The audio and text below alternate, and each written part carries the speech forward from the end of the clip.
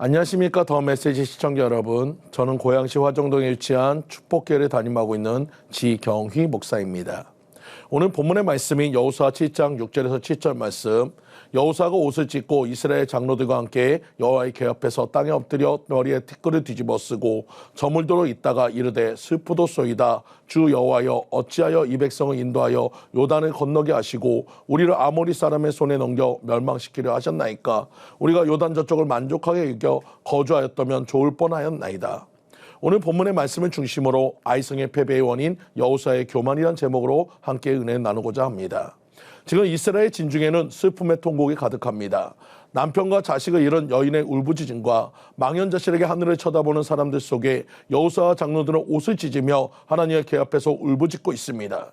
얼마 전까지 그들은 승리의 함성을 외치며 하나님을 찬송하던 그들이었습니다. 넘지 못할 것 같았던 요단강을 하나님의 놀라운 권능으로 요단강이 멈추어서 건넜고 난공불락이라는 여리고성조차 하나님의 명령에 순종하였더니 싸우지 않고 승리하는 놀라운 결과로 인해 그들은 한껏 승리에 도취되었습니다.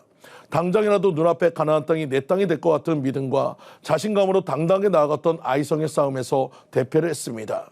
하늘을 찌를 듯한 자신감도 하나님이 내 편이야 확신도 모두가 사라져버린 지금 하나님의 명령을 수행해야 할 여호수아조차도 낙심하고 있습니다.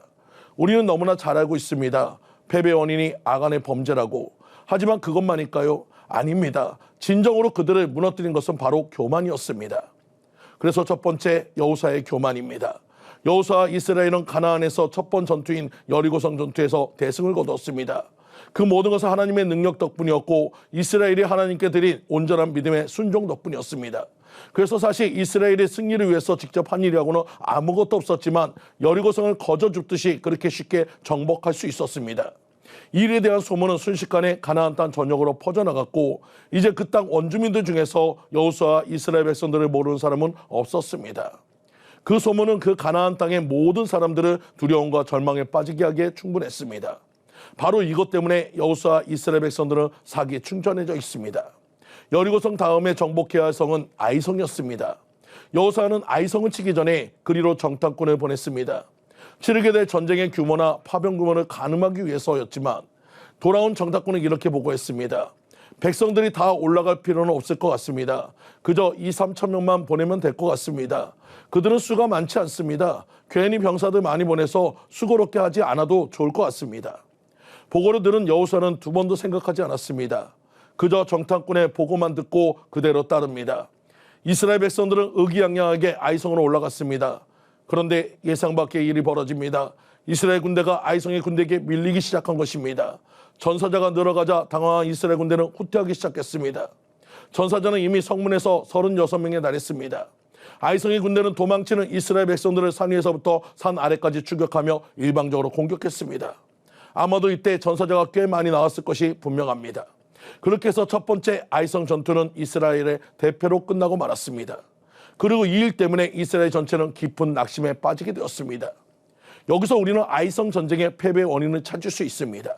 7장 3절에 여호수아에게 돌아와 그에게 이르되 백성을 다 올라가게 하지 말고 2-3천 명만 올라가서 아이를 치게 하소서. 그들은 소수이니 모든 백성을 그리로 보내어 수고롭게 하지 마소서 하므로.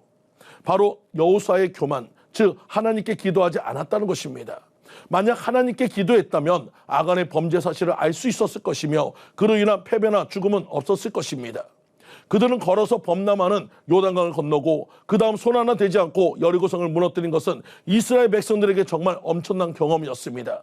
그것 때문에 자신들이 치러야 할 가나안 전쟁이 자신들의 숫자나 능력이 아니라 하나님께 달려있는 본질적으로는 영적인 성격의 전쟁이라는 사실을 잊었던 것입니다.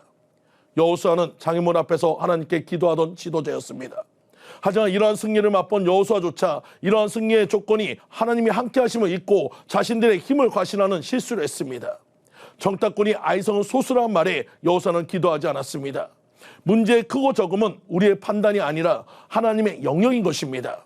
내 스스로 판단하고 나아가는 것이 교만인 것입니다. 다윗은 아무리 다급한 상황에도 주님 앞에 묻고 행했습니다. 그럴 때 하나님이 지켜주시고 이기게 해주셨습니다. 사랑하는 성도님들, 우리 앞에 문제가 나타나면 그것의 크고 적음을 판단하기보다 먼저 주님 앞에 물으시는 성도님들 모두가 되시길 간절히 축원드립니다. 묻고 하나님의 지시로 나아가는 일에 대해서는 하나님이 반드시 책임져 주십니다. 하지만 내 마음대로 한 일은 하나님의 책임이 없습니다. 인생의 어떤 문제든지 우리의 머리로 계산하지 말고 주님 앞에 묻는 무릎으로 풀고 나아가시는 성도님들 되셔서 여호수아처럼 실수하지 않으시는 성도님들 모두가 되시기를 간절히 축원드립니다. 지금까지 더 메시지 지경희 목사였습니다.